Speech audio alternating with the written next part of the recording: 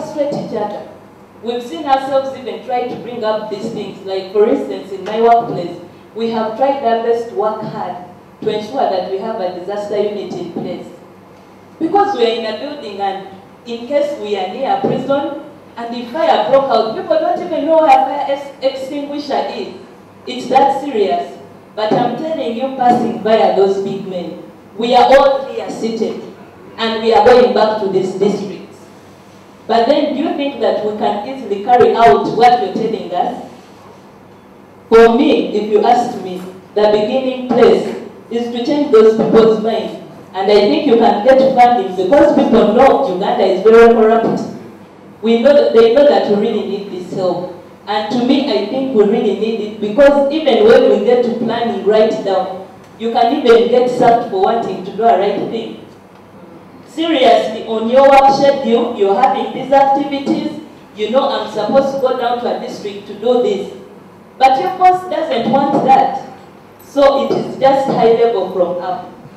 So we begin by sensitizing the government. Yes, okay, so to add some the information. flavor should be half a minute because we've got to move. Thank you.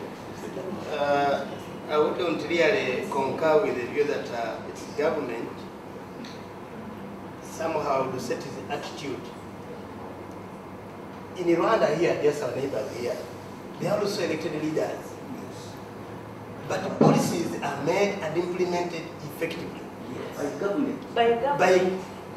By government and the people. Their attitudes are different. Here, just in Kampala here, most businessmen, rich people are busy constructing in wetlands. Why?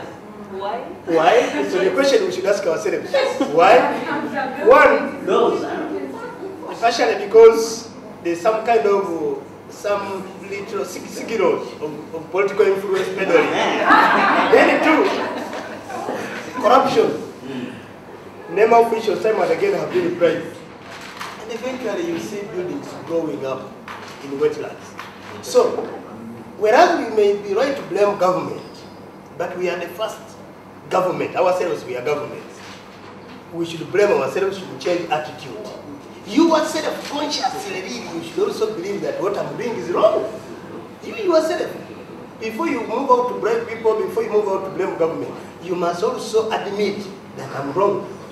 And once we accept that kind of mistake, we shall certainly move in that direction. Thank you.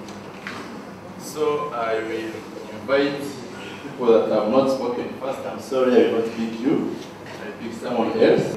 I think on the issue of enforcement, to ground it all, government has come up with the environmental police, which is going to help us implement some of these issues on the ground.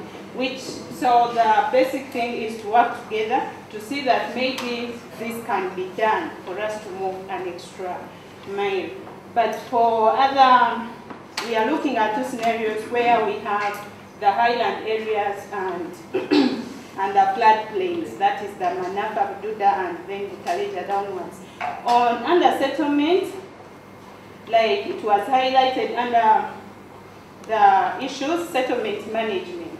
You look at the higher areas, there is the plan for land use planning. But for us under the lower areas in the floodplain, we can go in for wetland management planning, which can be done by the community. The zoning can be done, they can come up by their own bylaws, initiated by the community, to see where can these activities be done and where not to go.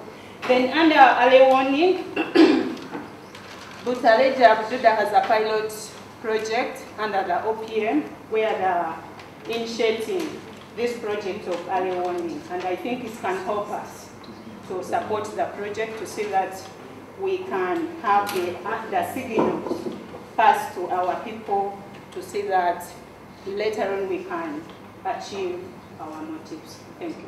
Thank you for the vibrant comments. There will be an opportunity to get back. I will invite now group number 3 to put up their slides. Group number 3. Group 4. 4. 4. 3 or 4, either of you can. 4. Okay, group number 4.